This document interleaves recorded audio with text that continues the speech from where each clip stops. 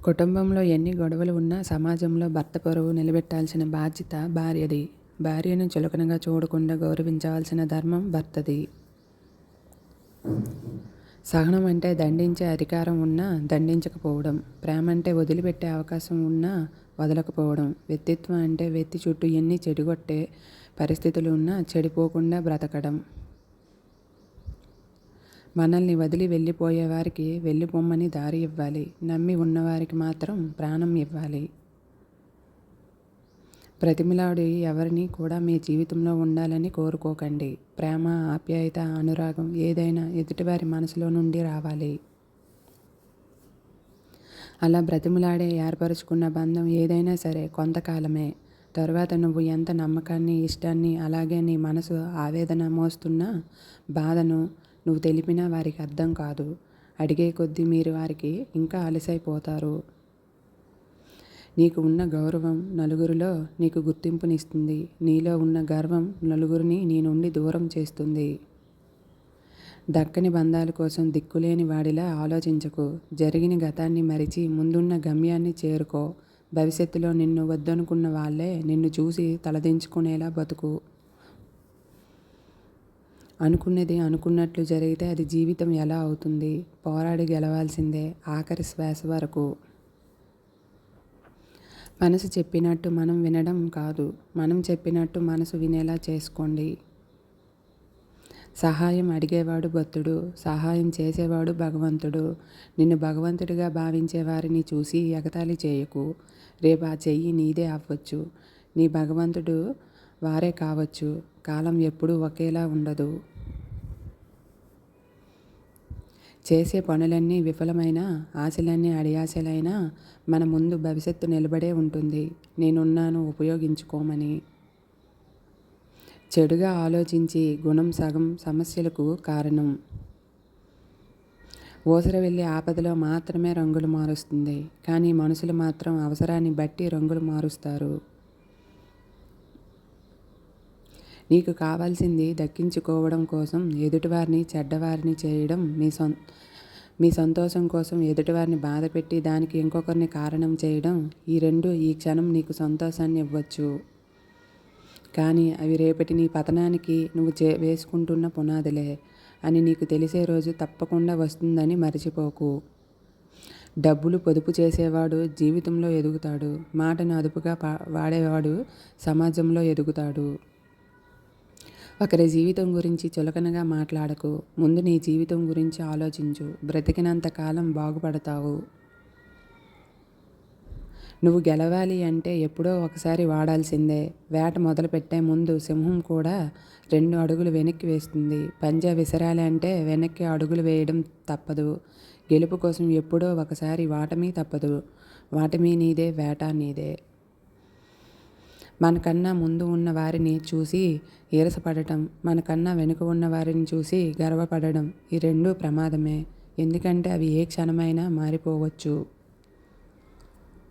జీవితంలో ఎవ్వరూ మీద అంత ఎక్కువగా నమ్మకం పెట్టుకోవద్దు. ఎందుకంటే ఎవరు ఎప్పుడు ఎలా మాట్లాడతారో తెలియదు. ఎవరు ఎప్పుడు దూరం పెడతారో తెలియదు. ఎవరు ఎప్పుడు వదిలేస్తారో కూడా తెలియదు. నారు పెట్టకుండా నీరు పోయకుండా పెరిగేవి రెండు. ఒకటి పొలంలో కలుపు, ఇక రెండవది మనసులో అహం.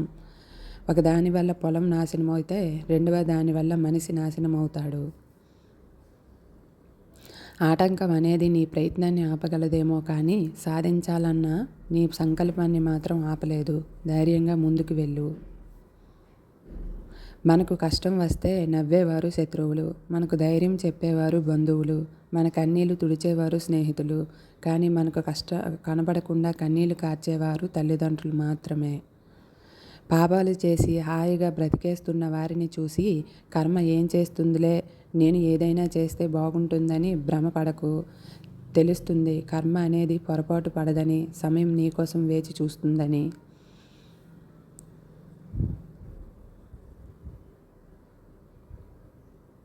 మనం దూరం అయితే ఎదుటివారికి మన విలువ తెలుస్తుంది అని అనుకుంటాం. కానీ అది నిజం కాదు. ఈ రోజుల్లో దూరం అయితే ఇంకొకరికి దగ్గర అవుతున్నారు అనేదే నిజం.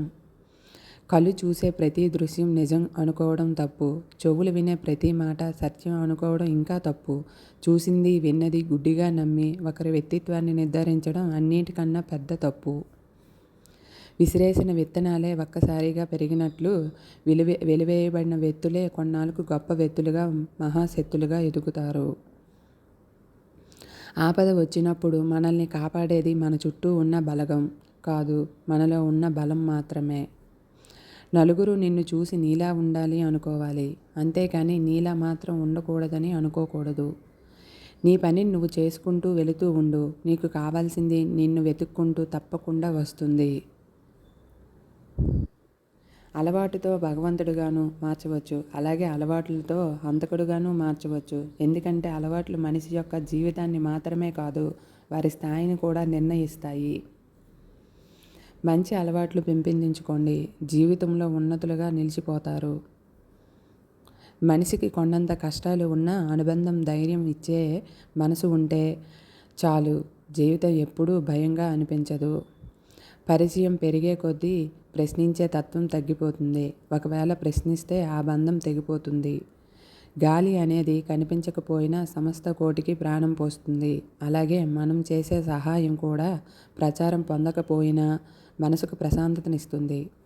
సమయం, ఆరోగ్యం, అలాగే బంధం, వీటిపై ఏ ధర రాసి ఉండదు. ఇక అవి కోల్పోయినప్పుడే వాటి యొక్క విలువ తెలుస్తుంది. అందుకే సమయాన్ని వినియోగించుకోవాలి, ఇక బంధాన్ని నిలబెట్టుకోవాలి. గొడుగు వర్షాన్ని ఆపలేదు, మనం వర్షంలో తడవకుండా చేస్తుంది.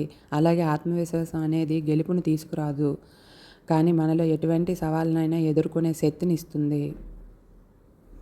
తనకు తానే గురువై సొంతంగా నేర్చుకునేవాడు సర్వశ్రేష్ఠ జ్ఞానాన్ని కలిగి ఉంటాడు.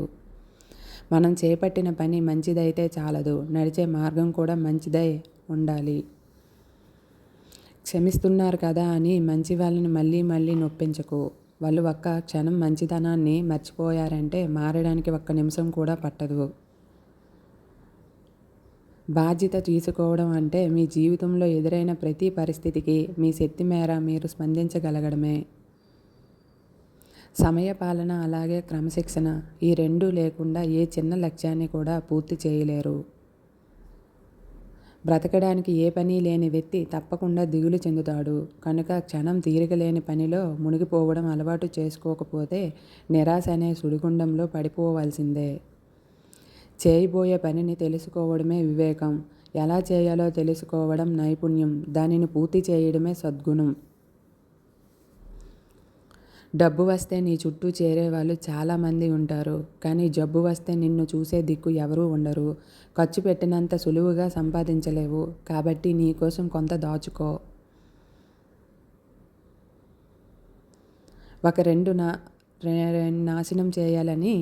ఒకరిని నాశనం చేయాలని జబ్బుతో ఉన్నవాడు చివరికి వాడే నాశనమైపోతాడు. అదే కర్మ యొక్క ఫలితం అంటే.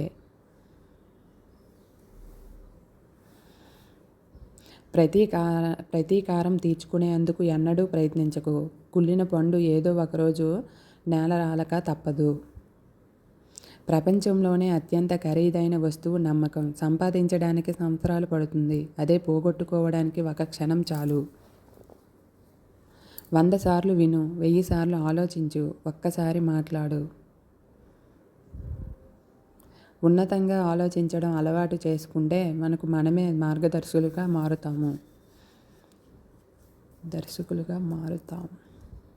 ఈ సూత్రుల్లో మీకు ఏ సూత్రం నచ్చిందో కామెంట్ చేయండి. అలాగే ఈ వీడియోని నచ్చినట్లయితే లైక్ చేసి షేర్ చేయండి.